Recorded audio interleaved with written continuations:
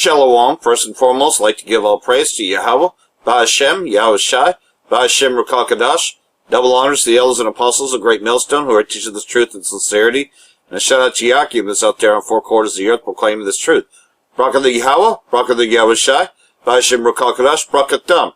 So I first got hold of this story from another brother here in great, I believe, Men of Valor here on the coast, west coast here, where pretty much I'm not too far from him. Well, I'm in the same state anyways, still a ways away. But nonetheless, though, got hold of this. But anyhow, it was a source saying that the United States had, done an airstrike against the IRGC forces in eastern Syria.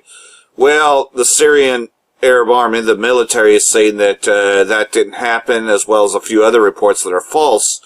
But nonetheless, though, we do know that the U.S. has declared the IRGC as a terrorist group. So they are still planning an operation nonetheless. So I'm going to read this article here of AMN News. Syrian military denies U.S. attack on IRGC forces in eastern Syria. This was posted on April 23rd. A Syrian military source in Deir ez-Zor told Al-Masdar News this morning that all reports claiming that the U.S. Air Force bombed the Islamic Revolutionary Guard Corps, IRGC, in al-Baqi are false. The source said reports claiming that the Syrian Democratic Forces and Syrian Arab Army clashed near al-Baqi are also false. So, someone's lying. And I'm going to trust the Syrian Arab News Agency, pretty much. He would add that there are tensions in the area because the Syrian military and Hashar al-Shabi believe the U.S. is preparing an operation to capture the towns of al-Baqi and Al-Maidan. So that's of a future event here. This World War III thing is kicking off while other things are going on. The Syrian military believes the U.S. would take hold of al-Baqi to prevent Iran from using the international highway that links Tehran, Baghdad, and Damascus, because they plan to construct a highway very shortly here. Iran is eager to reopen the highway because the ongoing economic sanctions imposed by the United Snakes, aka Babylon the Great, have prevented them from not only delivering oil to Syria, but also military supplies to their allies like Hezbollah. So anyhow, yeah, the U.S. is planning to pretty much intercept that. That's what's going on here, and a lot more concerning Iran. So meanwhile, these countries are now pretty much going to trade with Iran despite the bullshit U.S. sanctions on them. And so Babylon the Great thinks that it has the balls to threaten the rest of the country for trading with Iran, leading to the World War III as spoken of by Ezekiel. To a 6-month high ahead of the U.S. announcement that it will scrap exemptions on Iran crude imports. Secretary of State Mike Pompeo confirmed that Washington will not extend waivers it had granted to 8 countries. Today I am announcing that we will no longer grant any exemptions. We're going to zero. Going to zero across the board. We cross live now to RT's Caleb Maupin. Caleb, markets are jittery on the news. Did Mike Pompeo give any assurances that could relieve the tension? Well, we heard from Mike Pompeo, and it seems like Washington, D.C. is looking to escalate its campaign against Iran, to isolate Iran. Now, in his announcement, Pompeo bragged that Iran has already lost about $10 billion, and he said in his remarks, he emphasized basically that nobody should be doing any business with Iran. This is Mike Pompeo. Any nation or entity interacting with Iran should do its diligence and err on the side of caution. The risks are simply not going to be worth the benefits. If you don't abide by this, there'll be sanctions. Now, it's been about a year since the Trump administration unilaterally withdrew from the JCPOA, the P5+1 nuclear conclusion, and basically pulled the United States out of the nuclear deal that had been made with Iran. And now we see that there have been 8 countries in the world that were granted waivers and allowed to continue buying Iranian oil in exchange for the fact that they were reducing it. They were granted waivers from the U.S. sanctions. Those countries were China, India, Japan, South Korea, Taiwan, Turkey, Italy, and Greece. And at this point, those waivers are now being taken away. You notice how South Korea is there, so you know as well as I do that North and South Korea eventually are going to get together and they're going to hate the whore. All these nations are going to hate the whore, but you can see what this is leading up to. But there's more on this story. Following it up here, this is from another source, and I believe I got this from brother here in Great Millstone. Kaufman here, World News Report today. Today is April 22nd, 2019. It's about noon here central in the U.S. God bless you. Please subscribe, folks. Well, the U.S. moves to shut Iranian oil exports down to 0. And coming out of Washington, we hear that the U.S. shuts down Iranian oil exports as Pompeo warns Tehran on destructive behavior, denial of Iranian people's rights. Meanwhile, folks, John Bolton comes out on Twitter, and I quote, "Under the president's leadership, we have taken unprecedented steps to impose maximum pressure on Iran. We're going to 0 waivers for oil exports from the corrupt Iranian regime, denying its largest source of its revenues." Folks, this was met by a stark warning by Iran stating that they would close the Hormuz Straits if these waivers were pulled. To me, folks, this points to a possible conflict in the up-and-coming days and weeks. We could call this the kickoff to a major war, perhaps. Let's read some of this article out of Dubai here. Tehran is prepared for a U.S. decision to end waivers granted to buyers of Iranian crude, the Iranian oil minister source said on Monday, as a Revolutionary Guard repeated their threat to close the strategic Hormuz Straits. Iranian media reported, the United States will fail to cut Iranian exports to 0.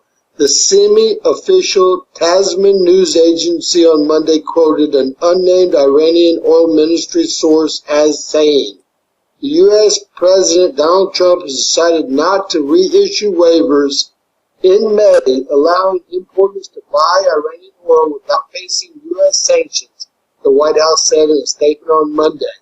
Folks, Iranian exports of oil were at an all-time low in April, according to all numbers. Folks, separately, the commander of the Revolutionary Guards Navy said Iran would close the Strait of Tehran if barred from using it. According to international law, and I quote, "The Strait of Hormuz is a marine passageway, and if we are barred from using it, we will shut it down." The semi-official news agency Fars quoted General Al-Raza Tanjir as saying on Monday, "In case of any threat, we will have not an iota of doubt to protect and defend Iranian waters," Tanjir added. Well, guys, it's a scary, scary situation right now, and I know that all of the U.S. naval forces are at sail right now, probably surrounding this area and others, and with all the separate things ticking off around the globe, including the South American conflicts, the conflicts in Africa, the conflicts in Europe, the Brexit, the euro, all the debt around the world. We're facing either a reset or a world war that will reset it, as they've done so many times in the past. Folks, let's hope that we all just shake hands and... Shake hands. Ain't nobody gonna be shaking hands, so she'll hate the whore and burn her with fire. And that's gonna be a wonderful thing. Meanwhile, back in Libya, as that's another country that is mentioned in these prophecies besides Persia, they're fighting to get Tripoli back. Of course, this has been going on for past month or so, but pretty much, the Libyan National Army is advancing with airstrikes to regain Tripoli from the terrorist groups that the U.S. supports. And most of all, though, their proxy, Saudi Arabia, which is also Amalek. Remember, not all Amalekites claim to be Jewish.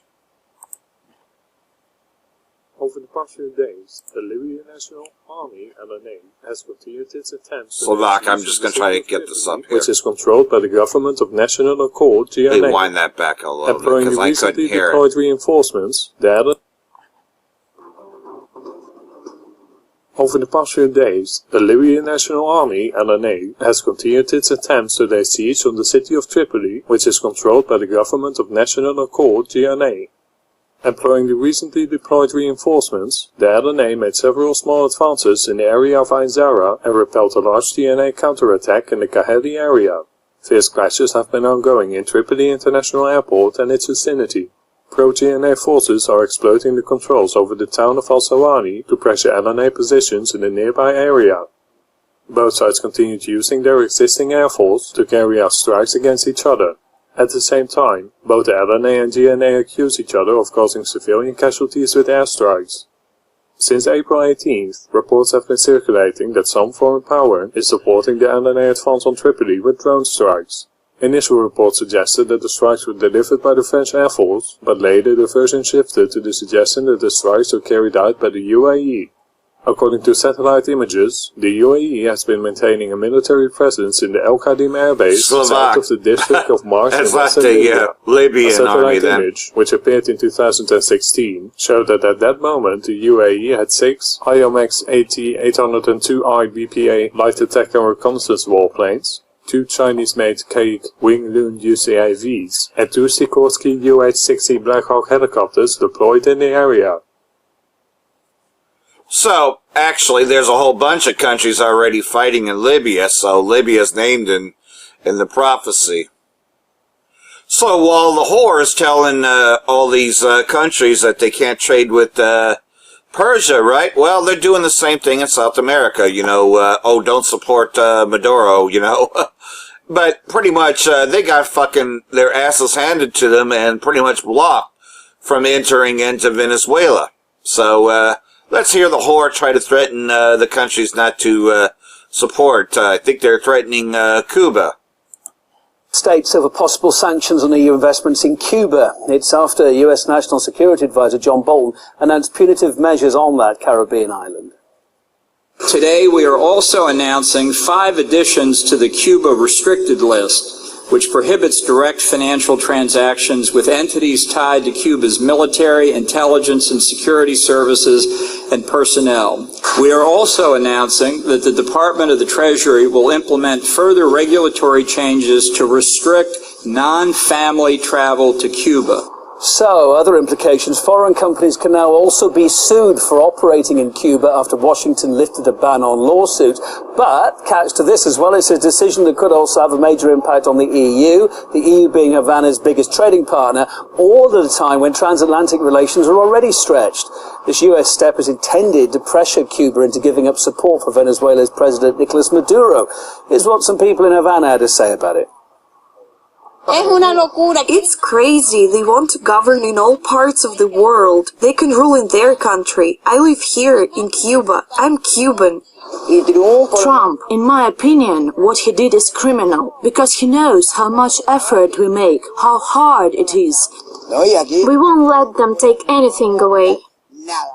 This is one more effort of a completely frustrated Trump administration attempting to push Cuba, Venezuela, Nicaragua, any country that is attempting significant change or sovereignty back. It is meant as punishment and a threat to other countries around the world. It's meant to as a threat to the EU in terms of doing any business with Cuba or with Venezuela.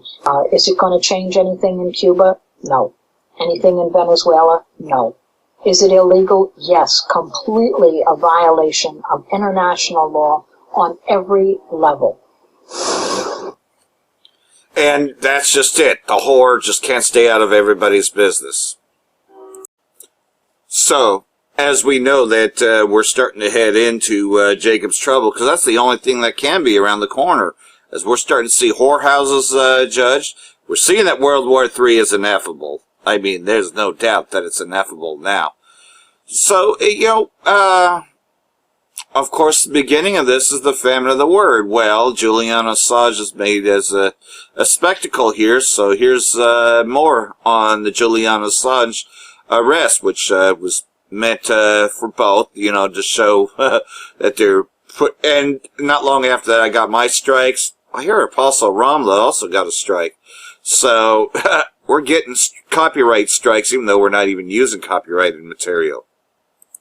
In case you missed it, Ecuador needed its spare room back, so it's out of the embassy and into the slammer for everyone's favourite WikiLeaker.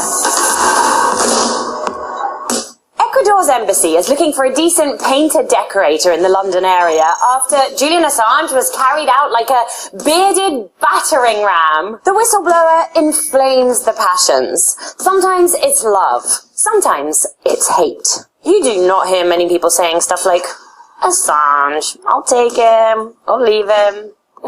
He's a complex character, a man only truly understood by just two creatures on God's green earth. Pamela Anderson and this guy. Have you noticed? Okay, this looks like comedy. Just say it. Now, for anyone who's been trapped inside a foreign embassy's back room for the past few years, Assange is famous for publishing hacked documents on America's wars, diplomats, spies, and politicians. The US authorities are keen to have a few stern words with him about it. Now, this is where it gets a little bit complicated, so try to keep up.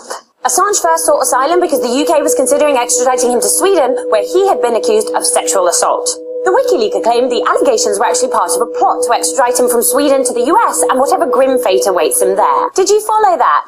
Just rewind it and play it on half speed if you need to. It boils down to this. Assange's supporters see him as a champion of free speech, taking on the American monolith. Those who don't like him point to the allegations in Sweden as a reason. But evidence of war crimes is still evidence of war crimes, even if the person telling you about them has a few, shall we say, idiosyncrasies. And even if the claims in Sweden aren't a setup, that doesn't mean Washington won't pounce anyway. Here's a little secret the media is hiding from you though.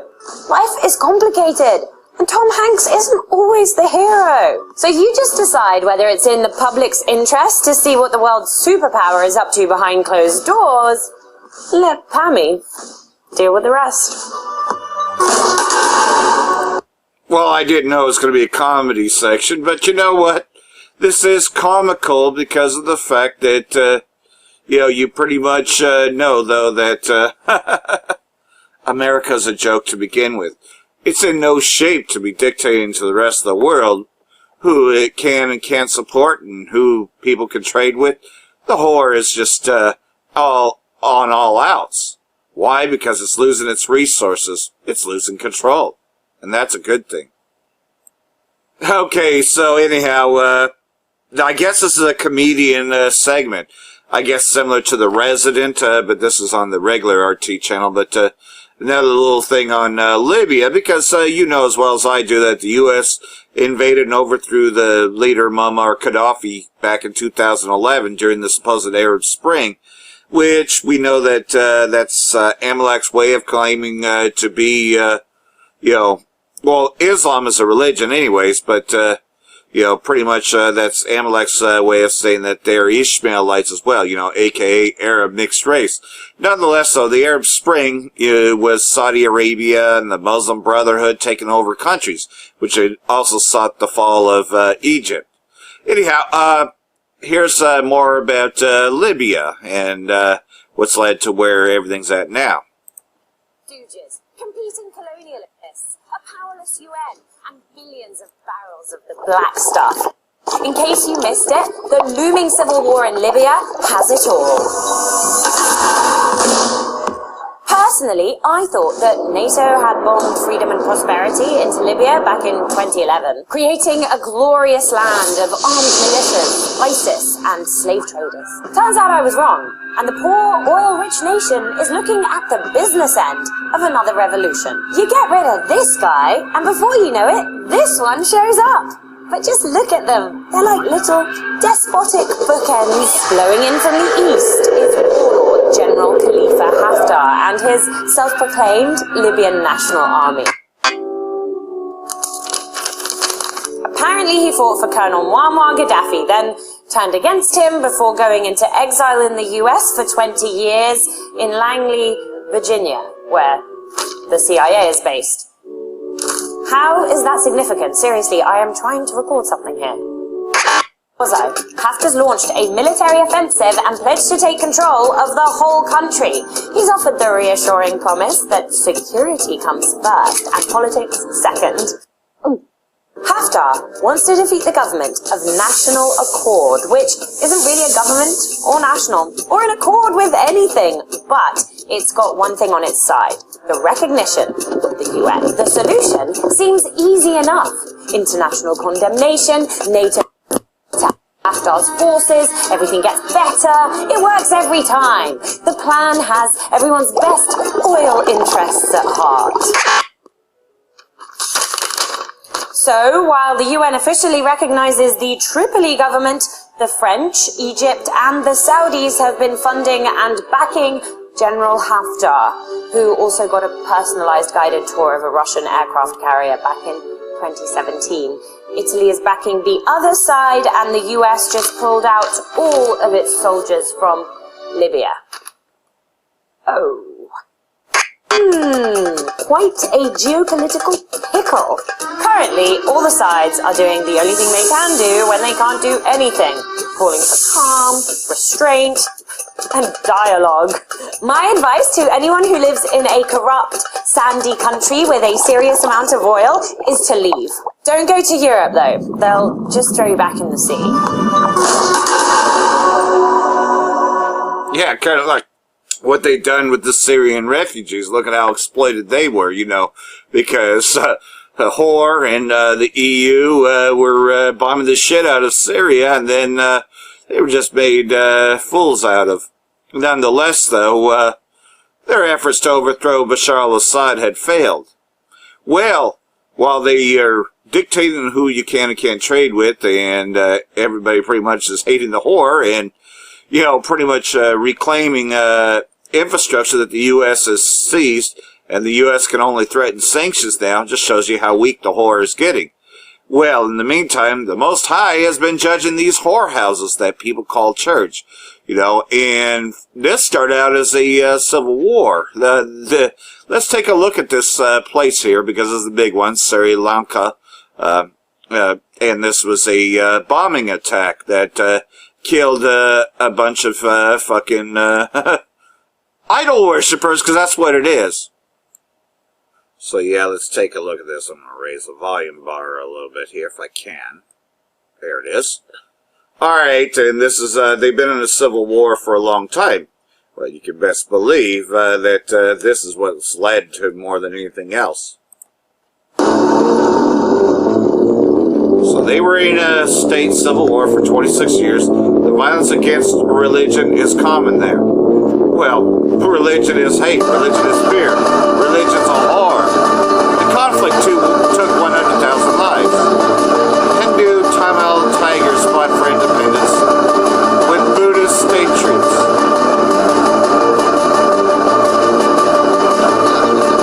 They killed dozens of Buddhist monks.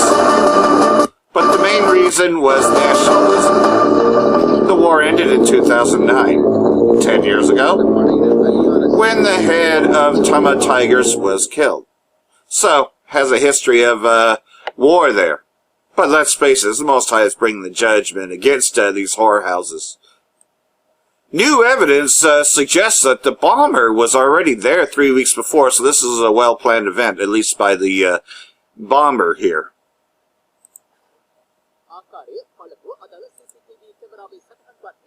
Sorry about the volume, I tried to get that in there.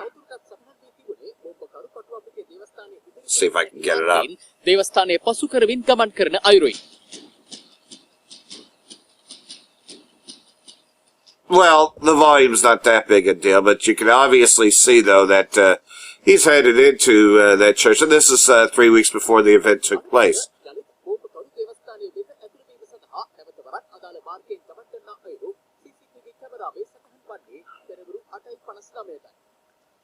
We know the Most High ain't even with so-called Easter anyways. I'm glad this happened, aren't you?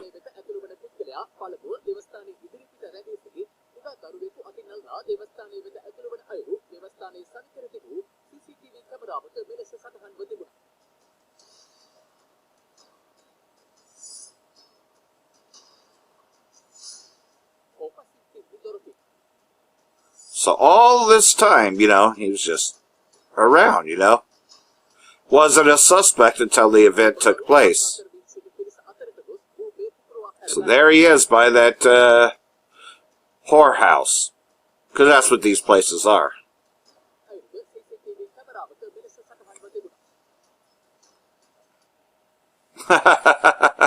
And we're glad this took place. Alright, so let's get more into the news reports on this, of course.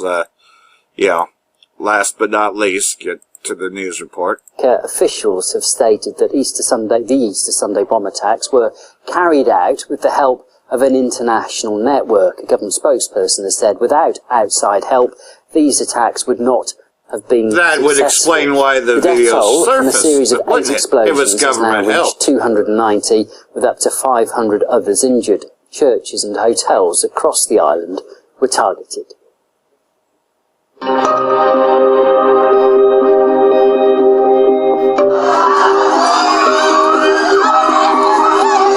Yeah, fuck all you idol worshippers.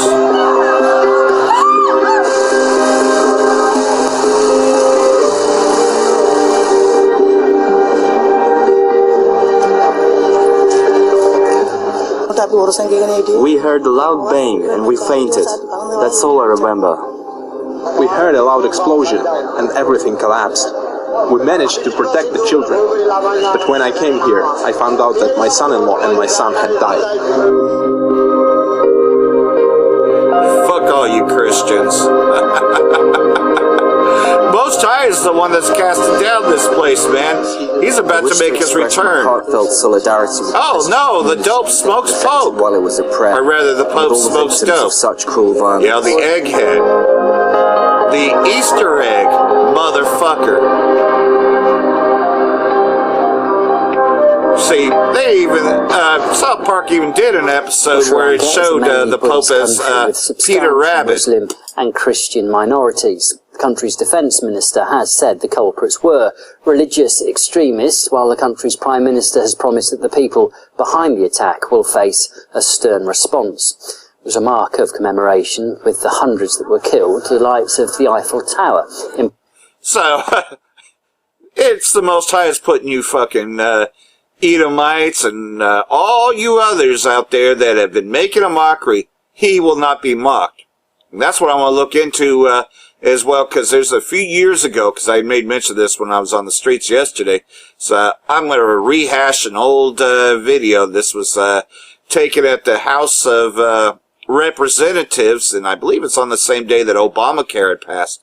But she said that he will not be mocked. This never was one nation under God. Had it been, our Constitution would not have been written by Freemasons. Slovak. Rather, this was a deal to reopen the government. Yeah, because Obamacare had passed. Remember that government shutdown? Trying to get sound here. He will not be mocked. He will not be mocked. Don't touch me. Come on. He will not be mocked. The greatest deception here is this is not one nation under God. It never was. Had it been, it would not have been. No. It would not have been. Constitution would not have been written like Freemasons. They go against God. You cannot serve two masters. You cannot serve two masters. Praise be to God, Lord Jesus Christ. Which leads me to the final point here, made especially in verse 7 here of Galatians chapter 6, but just, watching everything that's been happening, and just the fact that, man, some other brothers had already put it up there, and we should really think this way, that we're going to punish all the nations, man. Not just Esau, Edom. We talk a lot about Esau, Edom, but all these nations have made a mockery out of the Most High because they were all a part of stretched Christianity. They all had their part to do with it, especially when you get into Psalms 83, which is why all the nations are fucking being jacked up by Esau, Edom. All of them. So, Galatians chapter 6, starting in verse 1. Brethren, if a man be overtaken in a fault, yea, which are spiritual, restore such as one in spirit of meekness, considering thyself, lest thou also be tempted. And, man, the time of our testing is going to come up.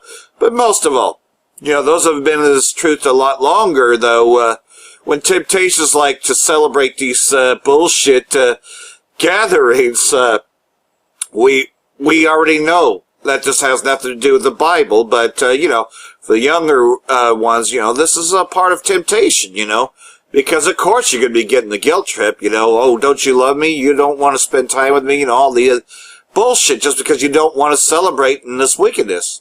Bear ye one another's burdens, so fulfill the law of Hamashiach, the law, and what is the law, which is, pretty much, being in concordance, with, everything. For if a man think of himself to be something, when he is nothing, he deceiveth himself. That's right, so, this ain't the time to have pride and arrogance. But let every man prove his own work, and then shall he have rejoicing in himself alone, and not in another? For every man shall bear his own burden. That's right, we all have our burdens to bear, but as a whole, we're all going through it, but we all have our individual burdens. Let him that is taught in the word communicate unto him that teacheth in all good things. And that's what we try to do, These whorehouses that they call churches is not. But be not deceived. Yahawah Ba'Shem Yahushai is not mocked, for whatsoever a man soweth, that shall he also reap. That's why these places are being destroyed. And most of all, though, those images that they put up, Caesar Borgia and all these angels and demonic gargoyles and all this shit, man, it's being cast down. The Most High himself is overthrowing these things. For he that soweth to his flesh shall of the flesh reap corruption, but he that soweth to the Spirit shall of the Spirit reap life everlasting. And that's just it. We're striving for that everlasting life. This place is coming down. And we also say this one. Where was Jesus Christ when all this shit went down? Where's your God? How come he didn't help you? How come 300 children were killed in the last one? Where is your God? That's right. You don't have a God because your God doesn't exist. Because it's not the so-called white man. It's not the images that you put up. You have reaped what you have sown, and it has come crashing down, because the Most High himself has thrown down. And let us not be weary in well-doing, for in due season we shall reap, if we faint not. And again, that's why we go out in the streets and we teach in all truth. For that I will say, Barak the Yahawah, Barak the Yahushai, Ba'Shem Rukakadosh, Barak Thumb.